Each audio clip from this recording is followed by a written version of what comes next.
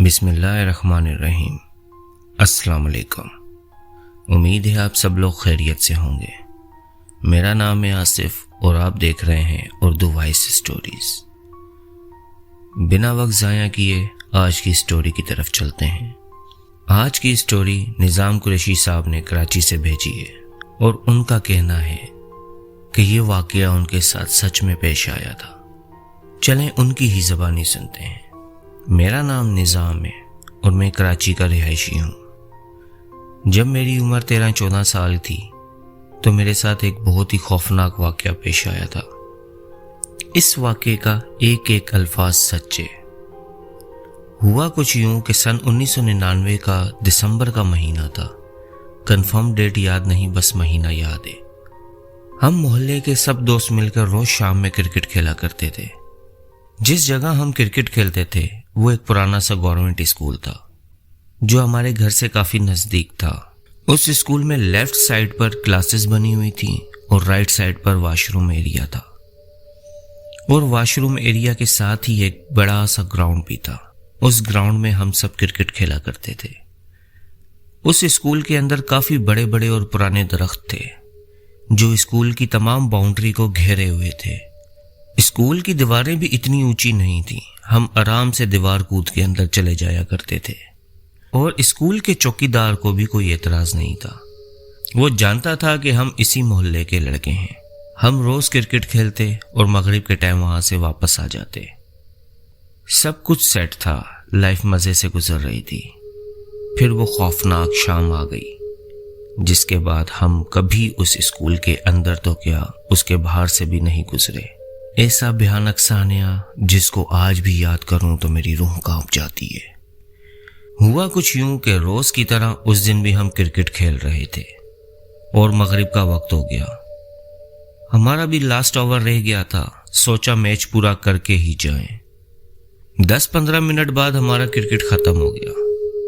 हम क्रिकेट खेल के थक गए थे तो थोड़ी देर के लिए वहीं ग्राउंड में बैठ गए और अभी भी हमारे बीच क्रिकेट को लेके बहस चल रही थी।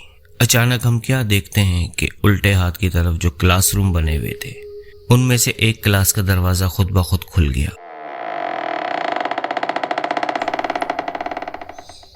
हम समझे कि जब हम बातों में लगे हुए थे तो शायद चौकीदार उस क्लास में गया होगा।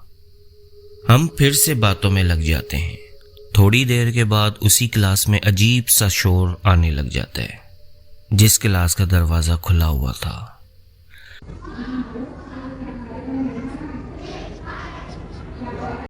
आवाजों से ऐसे मालूम होता है जैसे कुछ बच्चे मिलके सबक याद कर रहे हों। हम सब डर जाते हैं। एक दोस्त कहता है चलो वापस चलते हैं, पर दूसरा दोस्त कहता है कि डरो मत, चल के देखते हैं कहीं कोई मजाक तो नहीं कर रहा। और वैसे भी हम तो 9 लोग हैं। हम में से 3 जो ज्यादा डरपोक होते हैं वो कहते हैं कि हम यहीं रुक रहे हैं, आप लोगों ने जाना है तो जाओ। हम 6 दोस्त उस क्लास की तरफ बढ़ रहे होते हैं। सबके दिल जोर जोर से धड़क रहे होते हैं। जैसे ही हम क्लास तक पहुंचते हैं आवाजें आना बंद हो जाती हैं।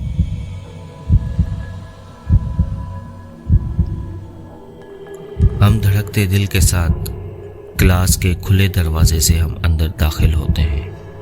अंदर घुप अंधेरा होता है। हम दीवार टिटोल कर स्विच बोर्ड ढूंढते हैं और क्लास में मौजूद वाहिद एक बल्ब का बटन ऑन करते हैं। जैसे ही बल्ब ऑन होता है अगले सेकंड बल्ब फट जाता है। दोबारा से अंधेरा हो जाता है और एक भयानक सी आवाज कमरे में गूंजती है। कोई भी वो आवाज सुन के समझ सकता था कि ये किसी इंसान की आवाज नहीं। हमारी चीखें निकल जाती हैं। हम क्लास के दरवाजे की तरफ भागते हैं, पर हमारे पहुंचने से पहले ही दरवाजा एक धमाके से बंद हो जाता है। हम जोर जोर से दरवाजा पीट रहे होते हैं और जितना तेज चीख सकते थे चीखें मार रहे होते हैं। इतने में क्लासरूम में उसी भयानक आवाज में कह के गूंजने लगते हैं और साथ ही हम सब पर जैसे थप्पड़ों की बारिश होने लगी और हम सब बेहोश हो गए। दूसरी तरफ जो 3 दोस्त बाहर थे, उन्होंने ये सब मंजर देखा तो वो स्कूल से बाहर की तरफ भागने लगे। पर एहन उसी वक्त वॉशरूम वाली साइड से एक पत्थर उड़ता हुआ आया और एक दोस्त के सर पर लगा। उसका सर फट गया और वो वहीं गिर गया। बाकी के 2 लड़के उसको ऐसे ही छोड़कर अपनी जान बचा के बाहर की तरफ दौड़ रहे थे। वो स्कूल की दीवार के पास पहुंचने में कामयाब हो गए। उनमें से एक दीवार पर चढ़ के बाहर को कूद गया, जबकि आखिरी दोस्त भी दीवार के ऊपर चढ़ जाता है। पर इससे पहले कि वो बाहर को कूदता, कोई काले से साए जैसी बला ऊपर दरख्त से उस पर कूदती है और इसको स्कूल के अंदर की तरफ गिरा देती है। अंदर गिरने के बाद वो उसको घसीटती हुई वॉशरूम वाले एरिया की तरफ ले जाती है। दूसरी तरफ जो लड़का स्कूल से निकलने में कामयाब हो जाता है, वो बाहर शोर मचा देता है। स्कूल की गली में कुछ आदमी होते हैं जो उसके शोर से उसके पास आते हैं। वो उनको बताता है कि मेरे दोस्त अंदर फंसे हुए हैं। वो सब स्कूल में जाते हैं। वो लोग सीधा उस क्लास की तरफ आते हैं जहां हम 6 दोस्त बेहोश पड़े थे। दरवाजे को धक्का दिया तो वो खुल जाता है और वो हम सबको लेके स्कूल से बाहर आते हैं और कुछ लोग वॉशरूम की तरफ भी जाते हैं जहां हमारे दोस्त को वो बला घसीट कर ले गई थी। पर तब तक देर हो चुकी थी। उस दोस्त की मौत वाकया हो गई थी, शायद खून ज्यादा निकलने से या खौफ से। हम 6 दोस्त 2 दिन हॉस्पिटल में बेहोश रहे। उसके बाद एक एक करके हम सबको होश आता गया। जब हमें अपने उस दोस्त की मौत का पता चला तो हम लोगों को बहुत अफसोस हुआ और जिस बला ने हमको थप्पड़ मारे थे, उसके 3 उंगलियों वाले हाथ के निशान जो भी हमारे जिस्म पर देखता, वो समझ जाता कि हम किन हालात से गुजरे हैं। और उन निशानों को हमारे जिस्म से हटने में काफी अरसा लगा।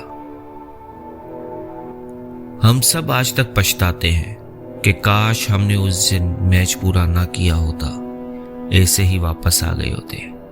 पर अब पछतावे के सिवा और कुछ नहीं कर सकते थे। इस वाक्य को काफी साल गुजर चुके हैं, पर आज भी जब भी मुझे वो वाकया याद आता है तो मेरी रूह कांप जाती है और मुझे बहुत अफसोस होता है। अल्लाह पाक हम सबको अपने हिफ्ज़ो ईमान में रखे। तो दोस्तों, कैसी लगी आज की स्टोरी? कमेंट सेक्शन में ज़रूर बताइएगा। वीडियो को लाइक कीजिएगा, चैनल को सब्सक्राइब कीजिएगा ताकि आने वाली और भी अच्छी अच्छी कहानियाँ आप तक बआसानी पहुँच सकें। बहुत सारी दुआओं के साथ मुझे इजाज़त दीजिए। अल्लाह हाफिज़।